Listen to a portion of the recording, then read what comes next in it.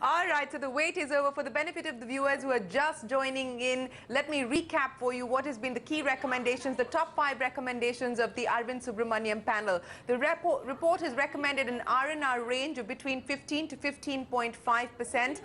Remember, CNBC TV 18 is the only channel to have gotten it right. We said it's likely to be lower than 18%. The report has also recommended a lower rate of 12%. The standard rate will depend upon the choices made by policymakers on account of exemptions, tax categorization of products, etc. The standard rate for goods and services is in the range of 17 to 18%. The report has also recommended a demerit rate of 40%, and the chief economic advisor clarifying there that the demerit rate could be applied on tobacco, luxury cars, pan masala, aerated products, etc. Let's bring in our panel of high-powered experts who've been listening into us. Sachin Menon of KPMG, MS Money of Deloitte Haskins & Sells, Satish S of PwC, Amit Kumar Sarkar of Grant Thornton, and Malini Malikarjun of BMR Advisors with us here on CNBC TV 18. Well, let me start by getting your quick reactions. Money, first, what do you make of it? 15 to 15.5, a positive surprise, just as I told you to expect.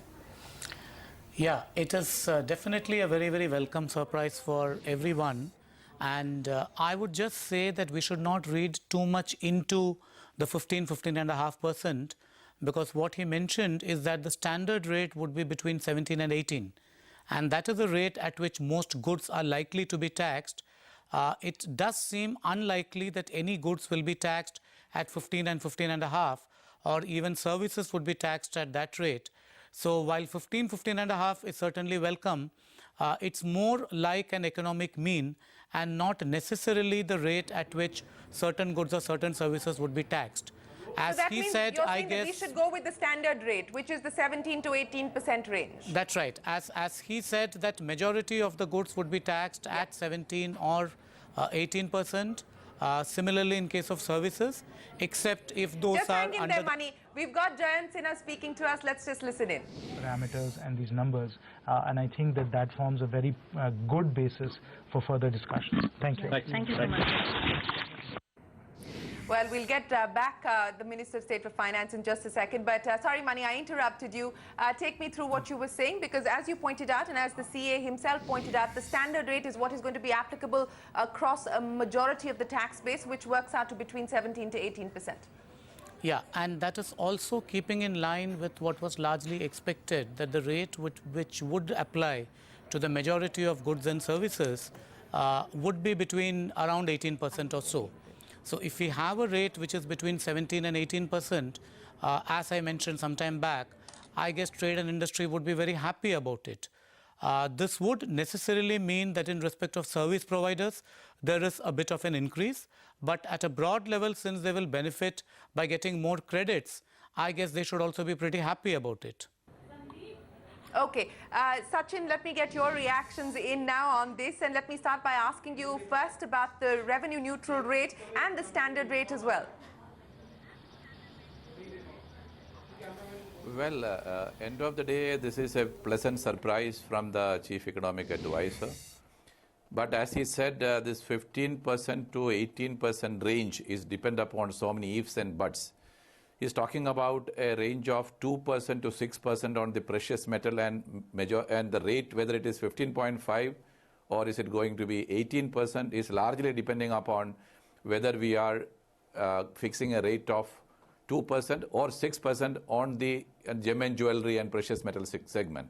And as also, he envisages that many of the, almost all of them, except he said 90 or whatever, exemptions are moving out, and as a result, you will have more taxes coming in, and with that all condition, we may having a range of 15 to 18%. And to me, 18% looks more realistic compared to the situation around.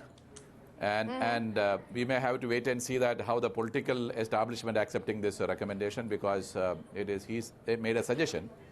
So GST Council need to, or the Board Committee need to endorse this recommendation. Yeah, absolutely. You're absolutely right. The Empowered Committee will need to endorse this. But Amit, let me get your comments in not just on the revenue neutral rate and the standard rate, but also the demerit rate, which has been pegged at 40%. And the CEA saying that the demerit rate could be applied on tobacco, on luxury cars, on pan masala and aerated drinks. So on all three, the standard rate, the revenue neutral rate, as well as the demerit rate. So this was kind of expected that there would need to be some revenue buoyancy in the recommendations of the CEA and the groups of products that they're talking about. And I carefully noted what the Chief Economic Advisor did mention. He said that he's keeping the list of goods in the demerit category at the bare minimum. And I personally like the options that he has considered because they would create the revenue buoyancy. These are aspirational products. I don't know whether you'll consider pan masala to be aspirational, but let's go with that as a premise. This will create that buffer for allowing some of those exemptions which the political establishment may just insist to go through. Taking off with what Sachin was saying, and I completely agree with what he was saying right now. I think the bigger key is not so much as precious metals, but also much more importantly, just how many of the groups of exemptions that the central government currently provides to the industry would they be willing to let go of. In a discussion with the states, one thought point that used to always come out in technical deliberations is this requirement of having a common list of goods where the center and the states can finally agree. If that recommendation is going to be, a consensus-driven recommendation which comes to as close as possible to the recommendations, then that is the best, way forward, really. The way I see it, 18% is very borderline based upon those assumptions, and there are lots of ifs and buts, still around. We're still not out of the woods. No, we're still not out of the woods, and these are only recommendations at this point in time. These will have to be first cleared by the Empowered panel before they get to Parliament, and of course we will need to get in reactions from the Congress party as well. But very quickly, Malini, let me ask you to comment on what we've seen as far as the interstate 1% tax being done away with. That is a recommendation that's been made by the CEA panel. And he also very categorically stated that while it was not part of their terms of reference, he does believe that it would be wrong to actually enshrine the rate into the constitutional amendment bill. So both those demands of the Congress party, the CEA panel recommending against those. Well, I guess he's recommended against one and for the other, because one of the Congress party's long-standing demand has been the removal of the 1% tax on interstate transactions, and to that extent he's agreed with that. Frankly, I think it's a very good recommendation, because in all of the things that we're talking about in GST as is currently envisaged, if there is one complete outlier, it is the 1% tax. So the fact that the CEA panel has recommended for the removal of that, I think is a wonderful thing. It will be met with a great amount of satisfaction by the industry. As regards, sorry Shireen, your other question was? Yeah, the not enshrining the rate in the bill, which is of course what the Congress has been demanding, but we don't believe that that is an area where the government is going to cede ground, even though the Congress believes that that is non-negotiable.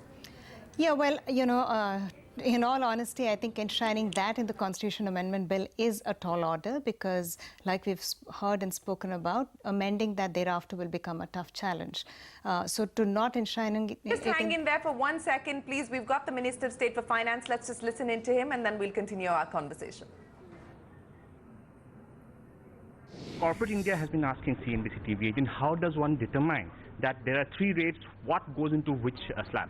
That's precisely what the GST Council has to do, and that's precisely what is intended for the GST bill, and which is why we have been maintaining that the constitutional amendment has a very important role to play at a constitutional level, which is to be able to set up the structure that enables us to be able to design these different structures and then assess dynamically and iteratively over time which products and services go where. That is really what the work of the GST Council and that is what has to be reflected in the GST bill. I have said all along that the first act in this play, if you will, is to actually get the constitutional amendment passed. Right. That in itself is quite complicated legislatively. Thereafter, working through the rate structure, working through which products and services go where, is also legislatively quite complicated, because we have to go through a consultation exercise, we have to formulate the GST bill, and then have that discussed, debated in Parliament, and then passed. My last question, sir, is it practical to put a rate within the Constitution? Because experts tell us that no rates have till now been put in the Constitution. I think there's a very good reason why there are no rates in the Constitution, and around the world that is in fact the practice, because the Constitution is a framework document, it's a principles document. It does not go into day-to-day policy making. There is a role for a framework and a constitutional architecture, and that's reflected in the Constitution, and then there's a role for a bill in Parliament that deals with the day-to-day aspects of policy making and rate setting. And that is the architecture that has evolved in our Constitution, which is an extraordinary document, and that is in fact the practice around the world. Thank you. Thanks. Thank you, sir.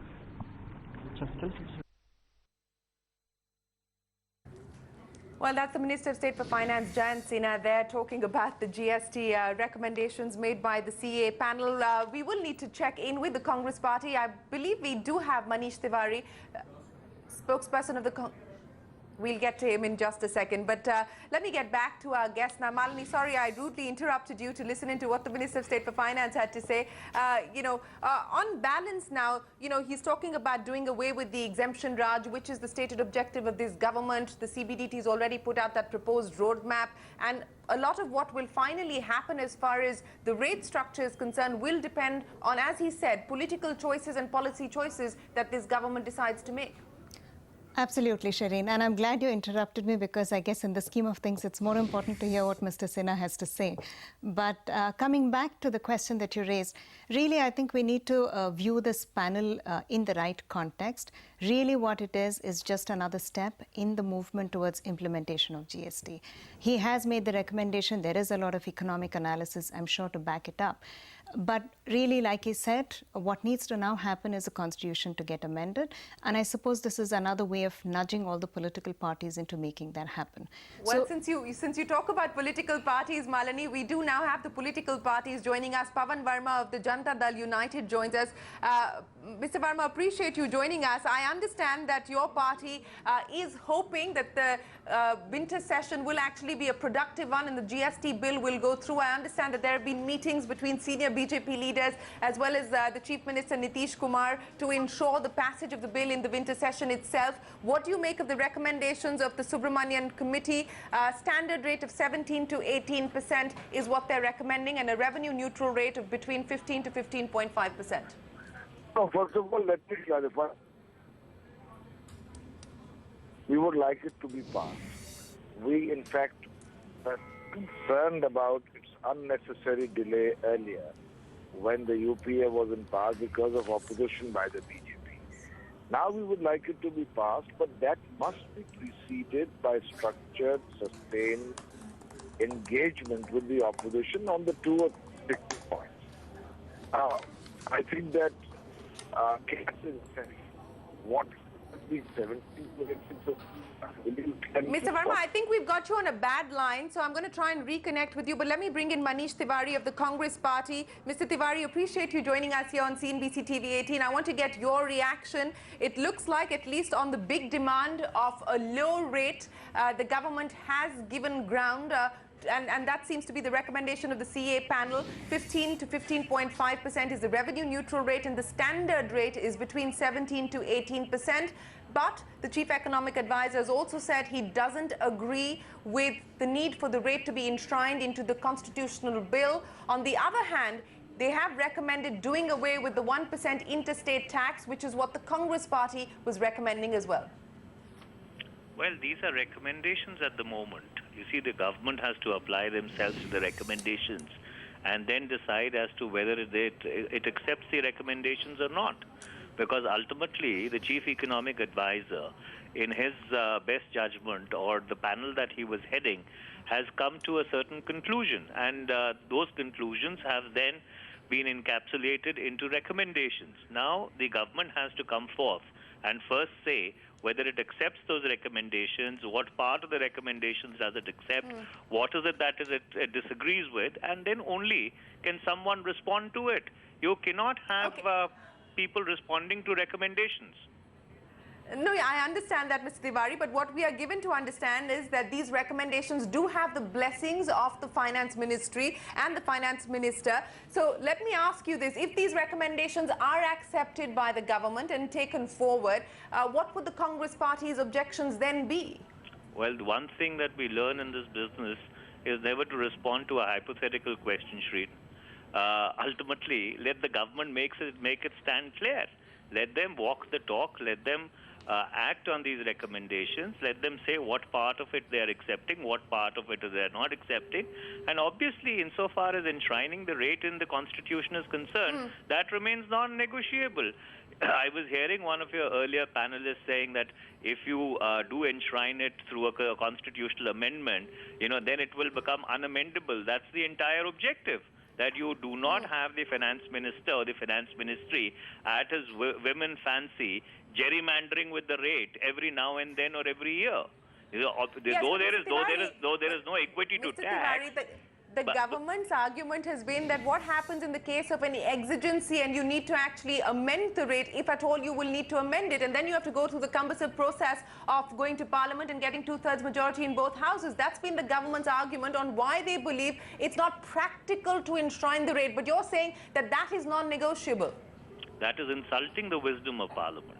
If you actually do have an exigency, then you cannot have a situation whereby other people would be blind to that exigency. But if the exigency stems from your mismanagement of the economy, your profligacy, and then you want to fill up your coffers by amending the rate up, then obviously there's a problem there. And that's why the two-third bar becomes all the more necessary when your objective is to create a common market. So therefore, we would cross the bridge when we come to it. First of all, let the government formally come up and say as to what part of the recommendations are acceptable, what part are not acceptable, and then, there would be a structured response to it.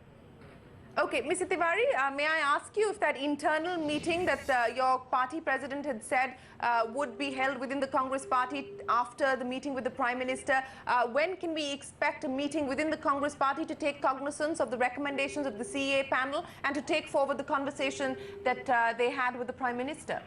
Well, first of all, there has to be an internal meeting of the government itself. You see, the recommendations cannot be deliberated upon. It is the decision of the government which will be deliberated upon. Ultimately, the recommendations of the CEA have to crystallize into a decision of the government, and that is then which would be pondered upon. So therefore, let's not put the cart before the horse. Let the government first make up its mind, and then we'll cross the bridge when we come to it.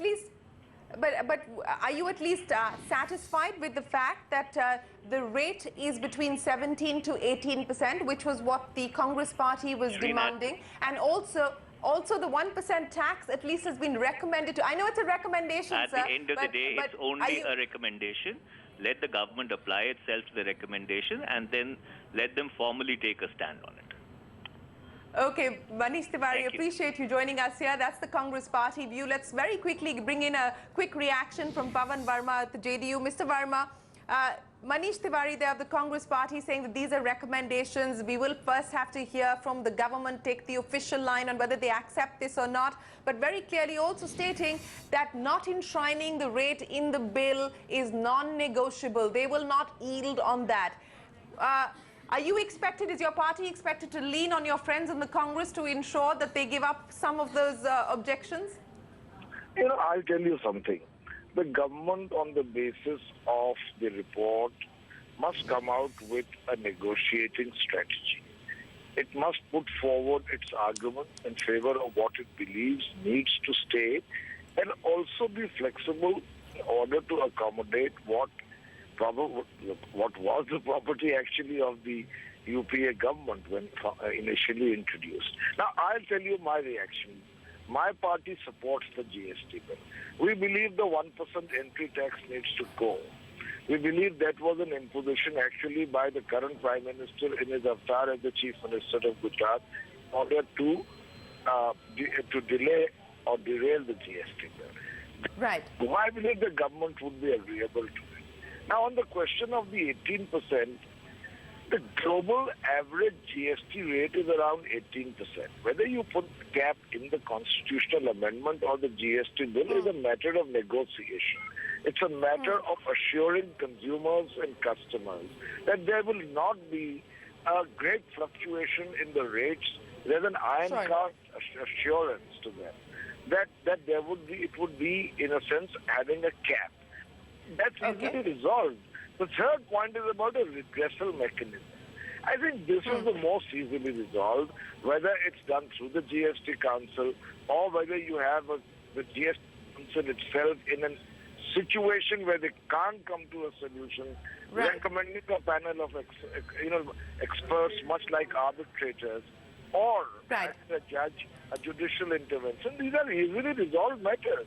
So I think we are very close to it. My real problem is that in the ruling party today, there are enough people who, outside the ambit of anything of constructive value, will make statements which will outrage the nation and naturally also outrage Parliament, thereby derailing or disrupting proceedings.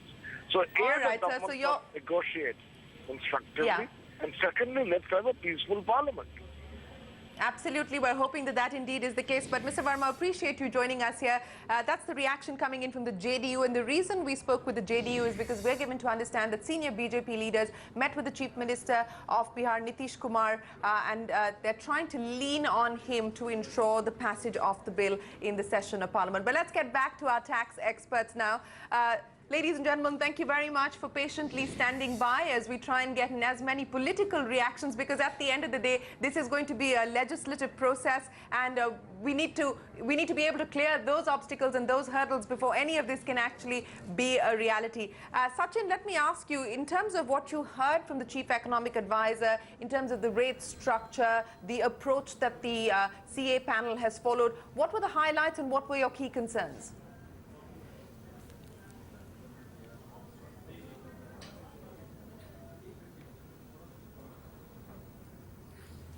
I think Sachin has dropped off. This is Satish. Can I respond to that? Yes, Satish, go ahead. Please go ahead. Yeah, my real concerns are, I still feel a few things have not been really addressed. What I would actually prefer is a kind of a consistency in the rate structure over a period of, say, next 5 years. See, when I look at, for example, something like a foreign trade policy, I have some kind of consistency over a period of 5 years.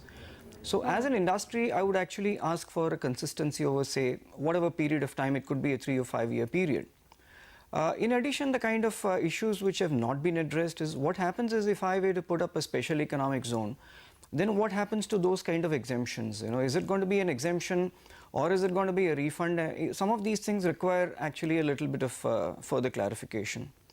The third angle where I would need a clarification is what happens to those low-end assessees, the threshold assessees in particular.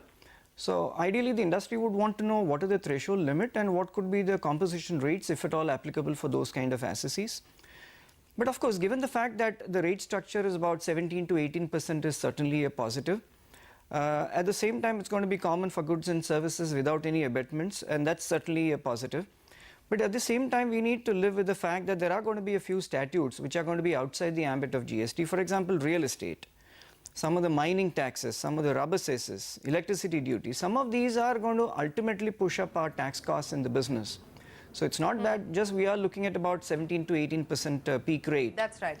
So we need to look at the entire overall gamut of tax and then look at it from an industry perspective as to what exactly is the tax bill for the organization.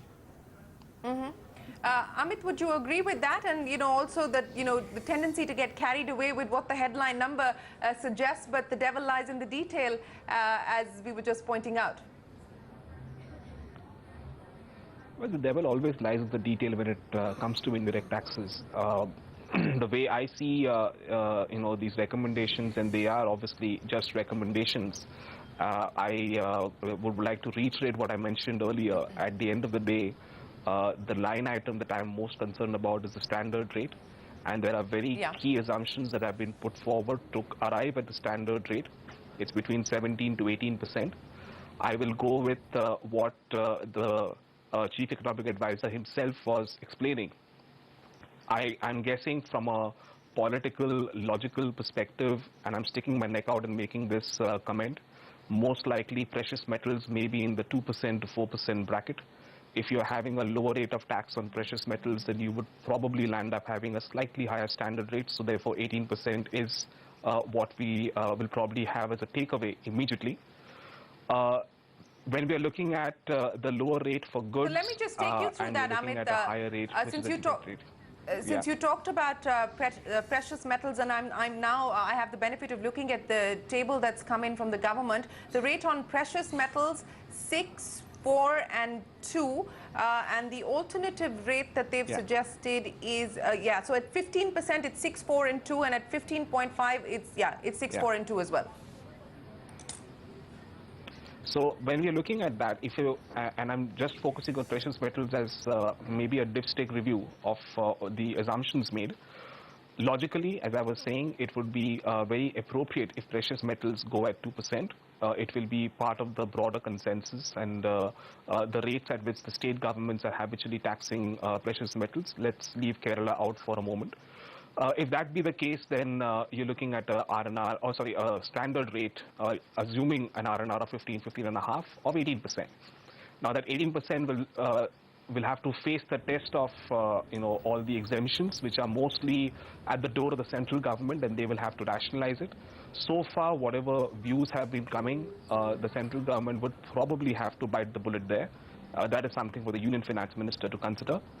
When you're looking at some of the situation or area-based incentives like special economic zones and things like that, those are big components of what the Chief Economic Advisor was talking as revenue foregone.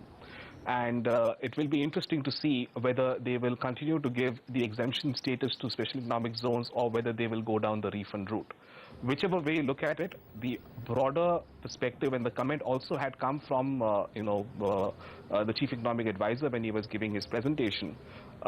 Whatever exemptions, whatever alternatives to exemptions the policymakers may consider, it is sacrosanct not to break the value-added chain. And if the value-added chain breaks, then our expectation and our positive surprise looking at the revenue neutral rate calculation and the standard rate offered will also probably go down. That's right. In fact, I'm just looking at what they've actually had to say and what he's cautioning against. And he says that if you continue to enjoy highly concessional rates across several categories, then the rest of the economy will have to pay in the form of higher rates on other goods, including essential ones. And so that's the cautionary note there coming in from the Chief Economic Advisor in the report that he has presented. But Mani, again, to you, what would be the red flags as far as you're concerned? I would say that the red flag as far as I'm concerned would be the fact that we should be having very few exemptions. The Chief Economic Advisor mentioned that the basis on which the revenue neutral rate has been calculated has considered approximately 90 exemptions.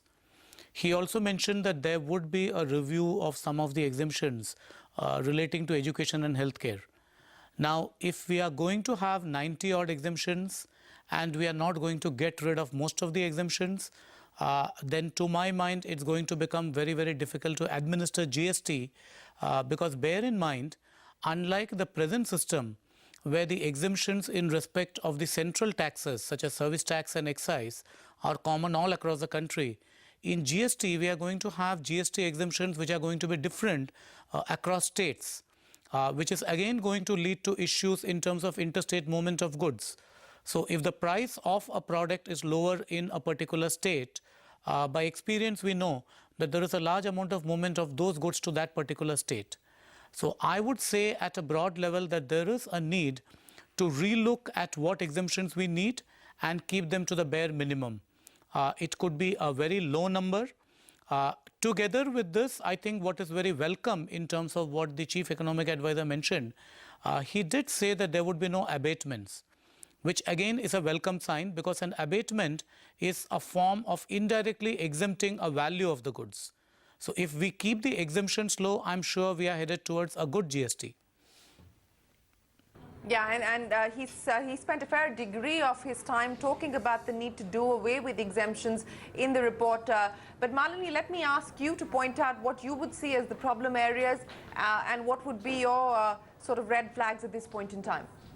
Sure. So, you know, I actually think the red flags are not what is talked about today at all by the CEA, because what he basically did is highlighted some key components. Clearly, all of that were in the realm of the expected and the positive, mostly. I think what we now need to look at is really how the rates get aligned across the state. So it's one thing to say that the rate will be 18%, but how are the goods going to get classified? Because if history were to be anything to go by, then oftentimes the states don't align the way they classify the products. So I think the next thing to be done is really to look at the classification of the goods and ensure that all of the states follow the same method of classification. That's one. The other thing that I would say is really on the removal of the exemption for education and healthcare, which is again something that the CA recommended. While that's a good thing because exemptions should go down, I would say that these are the sectors that the exemption should go away the last, because at the end of it, it is a basic necessity in our country today still. Especially if you have exemptions for over 90 products, and that's a fairly long list. I would say it's better to prune that list before we get down to the essentials like healthcare and education.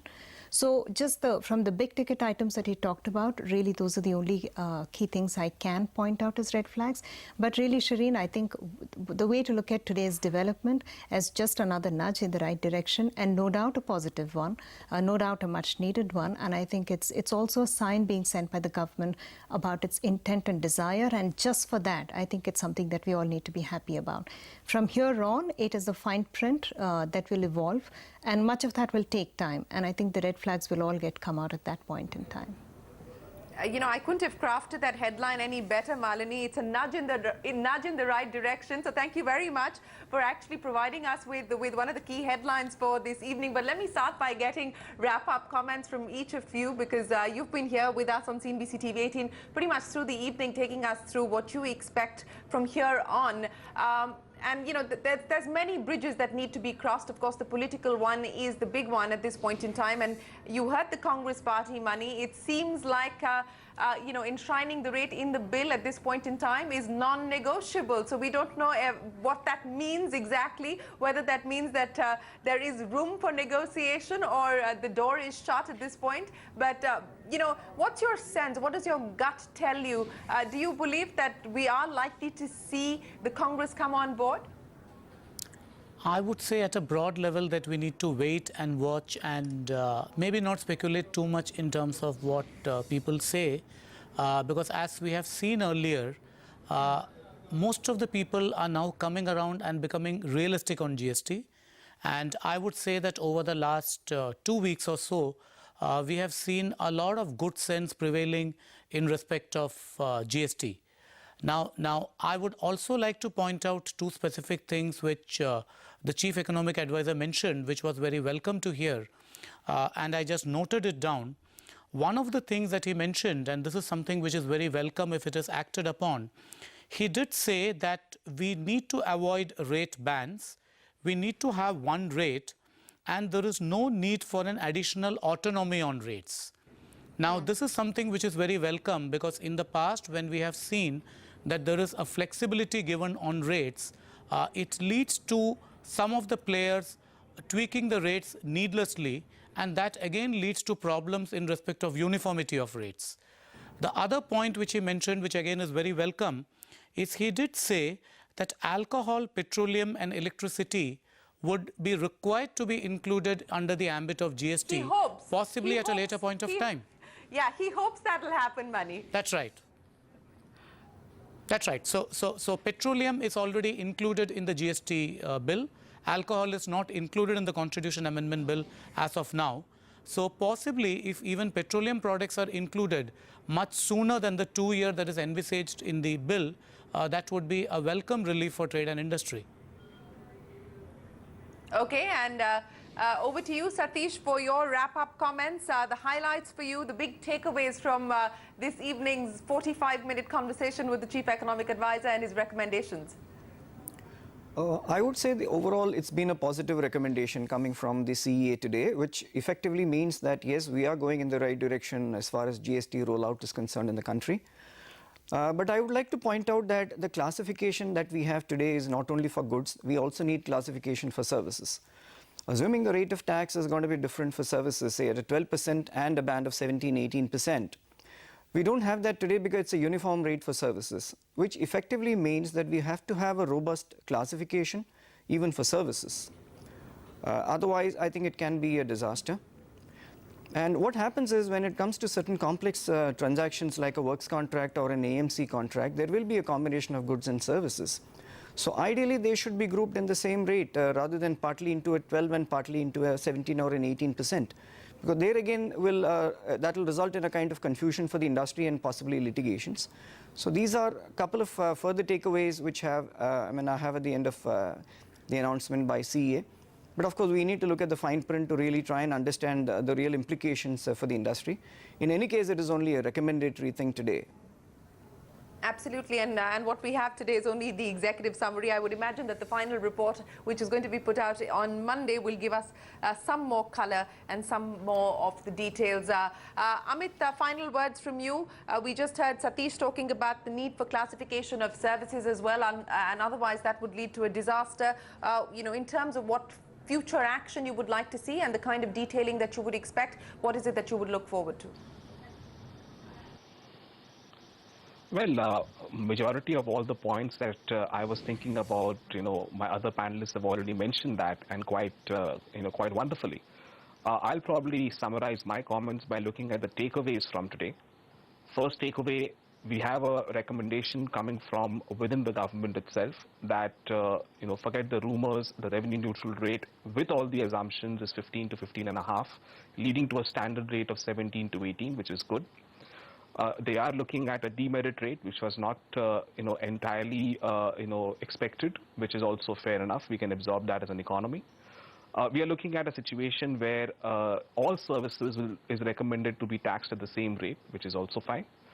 It would have been nice to have, a bunch of services taxed at a lower rate, giving it the same status as goods of national importance, where the exemptions or the lower rate of goods are currently bundled up at 12%. The assumptions are the key, and going forward, those assumptions will be where a lot of discussion and debate will happen. Those assumptions will form the premise for us to read the fine print. Those assumptions is what will be tracked by all the observers on GST vis-a-vis the government, and the assumptions are mainly assumptions of whether the central government will bite the bullet and bring down the list of 250 to 60 plus exemptions on goods at the same level as that of the states. So well, those are my takeaways, as I see right now. All right, Amit, hang in there. Kevin Disa, long-time veteran at Bajaj Auto, also joins in to bring us a corporate reaction. Mr. Disa, appreciate you joining us here on CNBC TV 18. The recommendation is of a revenue-neutral rate of 15 to 15.5%, but the standard rate, which is likely to be applicable across most categories, will be between 17 to 18%. The panel has also recommended doing away with the controversial 1% interstate tax. There is a demerit rate of 40%. Luxury cars in that bracket. We don't know about luxury bikes. Your reaction, sir? I think it's extremely positive. In fact, if you look at it a few months back, people were talking about a rate of about 20 to 24%. 17.5% and 18% is extremely welcome. And the doing away with the 1% of the CST or the interstate sales tax is also extremely welcome. So I think it's extremely positive for the auto industry.